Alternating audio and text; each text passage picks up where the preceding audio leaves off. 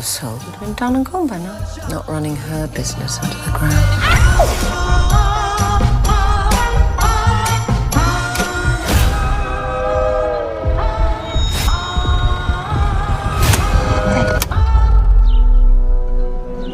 If I were to tell you why I did what I did, when I was broke and alone, would you pity me?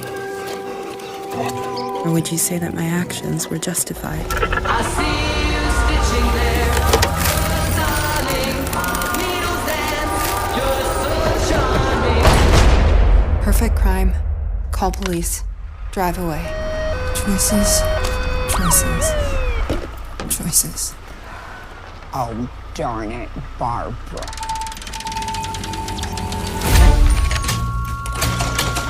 Do you think your father would approve of your actions? No, he's going to be very upset. And now he's going to kill me. He's going to kill you. You and you.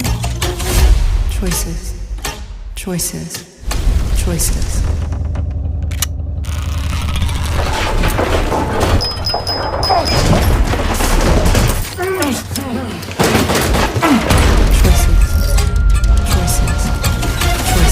Mobile Seamstress, suddenly not so mobile. That shit hurts! First kill is always the hardest.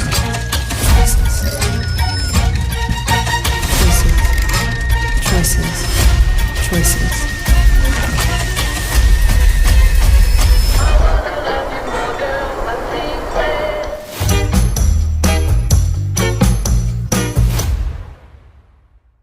Boom, there you go. That was the trailer for So Torn, arriving in theaters on May 9th. I'm Kuya P. This is Nerds Rule the World. Joining me to talk all things So Torn is writer, director Freddy Macdonald, and I have one of the stars, actor Calum Worthy. How are you, gentlemen? Fantastic. How are you? I'm wonderful. Thanks for your time. I appreciate you guys. I had a surprising time. I watch a lot of movies, you know, as a filmmaker, as a critic that's talking to you right now.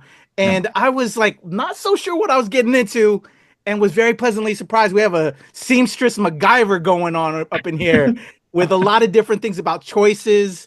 I like that energy of these different paths. If I could start with you, Freddy. Yes. Salute to you as a young killer right now, because you started with a film short. You now got this feature writing with your dad, and you killed it out the gate, man. I really enjoyed this film. I was very pleasantly surprised.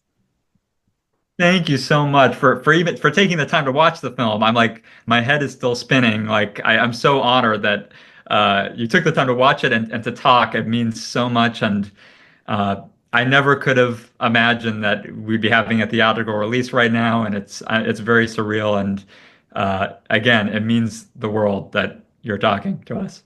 Definitely. So if I could start with you in regards to the thread, when did I usually say apple? When did the apple hit you in the head? You started jotting, putting pencil to pad, fingers to keyboard. Where did this first thread of obviously your dad was in films with Disney, and but like, where did this idea come from? Did you see something going on? You know, like how did this initial thread start to then interweave all these different things about choices that was just so immaculately well done in this project? Oh, thank you so much. Yeah, I was super lucky because my dad taught me stop motion animation at the age of 9. So we've been co-writing ever since, and we love very tactile filmmaking, which is why we started in stop motion together. And we were co-writing, and I eventually knew I wanted to go to film school. And every film school, as I'm sure you're aware, has a different application prompt. But AFI, the American Film Institute, was my number one school, and I was really hoping I could go there. And their prompt was to tell a story in 5 minutes about a change of heart with no dialogue. So my dad and I, naturally, we love to brainstorm. We were thinking about what we could do, and we love the work of the Coen brothers, and specifically No Country for Old Men, and that setup of coming upon a drug deal gone bad, because that really does present you with the ultimate choice, and you have to make a serious decision there. And we thought that would lend itself to the change of heart prompt, but we wanted to spin it on its head with a character in that setup that we hadn't experienced before. And we loved the idea of a seamstress. And that came pretty early on because my sister sews and we've always had thread around the house and my mom's an artist. And so we have a lot of thread. So we were like, okay, we should use this thread in a kind of Rube Goldberg scheme. So the seamstress comes out on top and takes that briefcase. And so we shot the short film, which is the inciting incident of the feature, and didn't think much of it. I was just hoping that it would get me into school. And I'll never forget coming home from the shoot, I was like crying because I didn't think it was going to work. But then it was this very lucky situation where we blasted it out to all the schools and also into the world, and it ended up in the hands of the person who inspired it, which is Joel Cohen. And he wanted to meet for coffee, and he said, you should turn this into a feature, do it the blood simple method. And that was just in our head for 2 years as we were trying to figure out how the hell to expand this this short, which was extremely taxing, but we eventually landed on this choices narrative. Sorry for the long-winded answer, by the way. Oh, no worries. I love, as a film industry lover, I love the BTS, the behind the scenes stories. So thank you for sharing that. I appreciate that.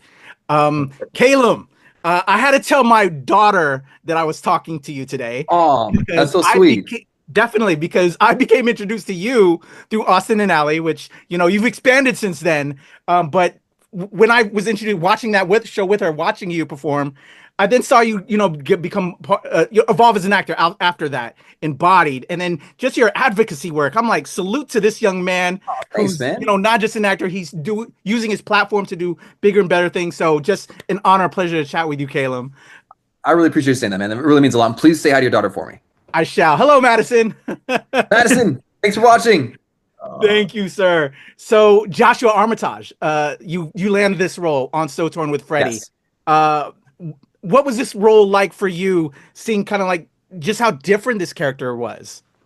It was a challenging role because he's going through a lot, and it's both he's going through a lot in terms of the physical sense and also the emotional sense, and balancing those two I knew was going to be a huge challenge, but I also knew that with Freddy at the helm, it was going to be a great experience because we'd actually worked together before on another short called Shedding Angels. I'd seen So Torn because my agent sent it to me, basically saying we found the next great filmmaker. And I watched it. And I thought that's high praise to say in an email. and I watched it and I went, oh my God, they were underplaying or downplaying how good he was. And so immediately I was like, how can I work with this guy?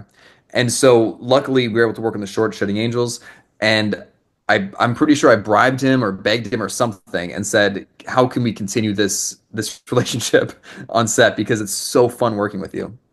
It was great. I mean, Calum was so kind. Sorry to interrupt, but he was just so kind to take a chance on working with me at the time. I was, 20, and I didn't have the work to back it up, and Calum's done so much, and I grew up with him in my living room, essentially. I watched Austin and Ally every day, and it was just so cool that to collaborate with him and Kay Callan in my AFI thesis film, and then to be able to write roles for them in the So Torn feature. I just knew they would be perfect for it.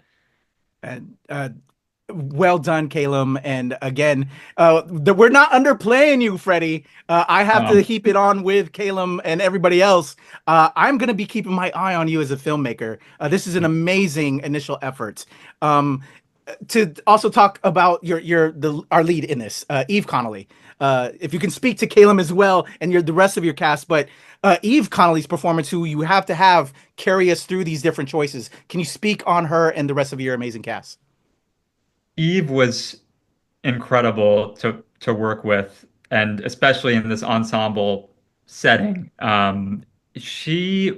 I'll never forget her audition, because she had 2 auditions she had to do in her apartment over Zoom, which I hate to make people do because I could never do it. And my biggest fear is being on camera, and that's just terrifying to me. But the first thing she had to do was pretend that she's driving through this crime scene in her own space, and she just nailed that. And I was just throwing out direction to her. And that's the way I really like to work. And I knew Calum and Kay like to work that way too. So I was trying to build an ensemble cast of people who could kind of move fluidly with live direction. And so Eve nailed that first coming upon a drug deal in her apartment scene. The second thing she had to do, and I don't want to spoil the movie, is dance in the same way that she does in a very critical scene. And that scene is very hard because she's has to have an emotional catharsis. She also has to distract while setting up yet another Rube Goldberg scheme. And she did all of that in her bedroom, basically, without any choreographer or anything. And I was like, perfect. We don't need to hire one. She can do it on her own.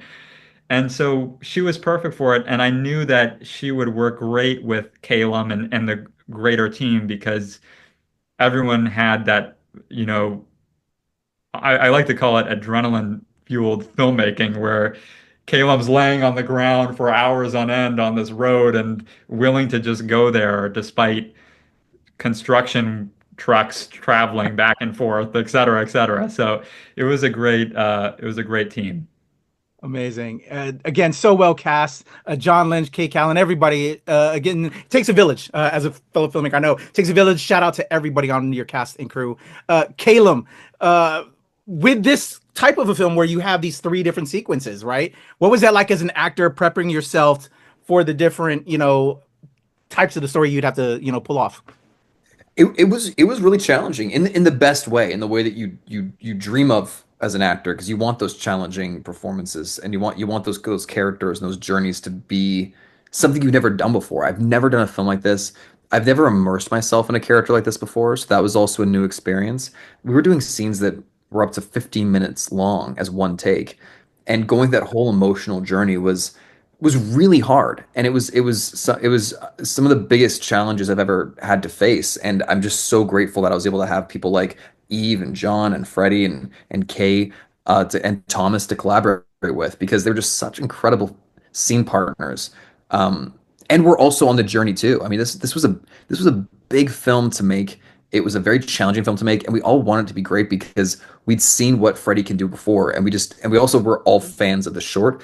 There's actually a summer there where after we'd worked on Shedding Angels, it was towards the end of some of the COVID lockdowns, and we were starting to have some friends come over, and every time I had a group of friends come over for a hangout at my spot, I'd have them watch Shedding Angels, and no one in Hollywood ever wants to go and watch someone's film anywhere. They just don't want. It's because you're always inundated with these kinds of requests.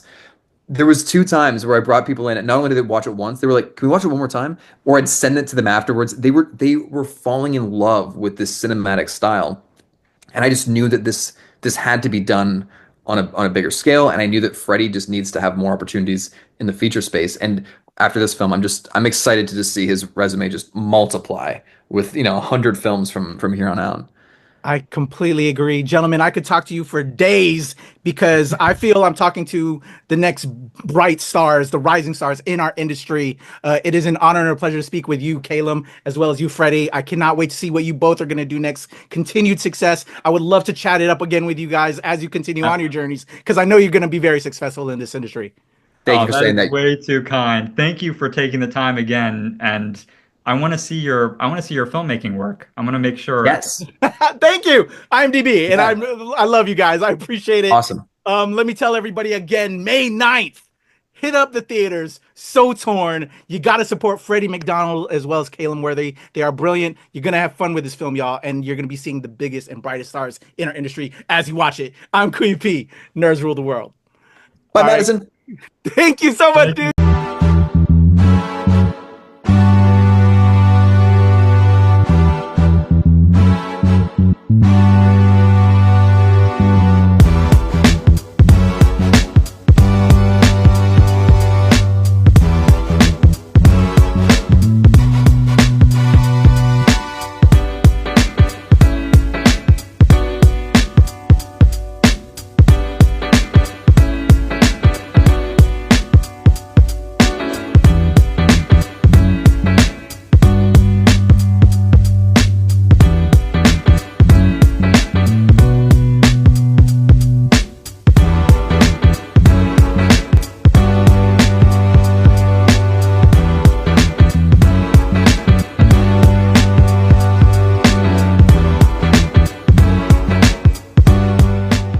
Nerds rule the world. Pleasure chatting with you. Love to all my nerds who rule the world. Nerds rule the world. Yes, we do. Thanks. Nerds rule the world. Thank you. I love the nerds ruling the world, so more power to you. Patrick, what up, man? And yes, they do. Nerds rule the world, kid. Yes, sir. Thank you. Awesome. Kuya P, nerds rule the world. Hello. Yes, they do. Yes. Oh, Nerds rule the world. I got. It's in the title of your show, like Nerds Rule the World. Like, I want more black weirdos on screen, and I don't feel like we ever get to see that very much. Thank you so much. Nerds do rule the world. Yes. Thank you. Thank you. Nerds rule. Love it. Hello, Sarah. Hello, Julian. Nerds rule. Yes. Rock on. I love it. Thank you so much. It's good to see you. I love Nerds Rule the World. But yeah, there's a heavy nerd component, man. Yeah. And at the end of the day, if you ask me, nerds rule the world. So Absolutely. And you're right. Nerds do rule the world. We're just the best. Yes. Thank you, ladies. Nerds so much. Yes. Thank you, guys. Bye. It's your boy Kuya P. Nerds rule the world. Thank you so much, guys. I appreciate you. They rule the world all right. Yes. Take care, Tony. Thank you, guys. Okay, cool. I'm recording. We're good. Thank you, Lizzie. Hello, Calum. Hello, Freddy. Hello. Pleasure to chat with you guys. I'm ready to rock if y'all are. Absolutely. We're ready. Boom. Ready to go. Awesome. All right, we're recording. I'm accountant to help me with my edit because I'm putting the trailer right in front. So let's get to it. Let's have some fun. Awesome. Here we go. And a 1, 2, 3.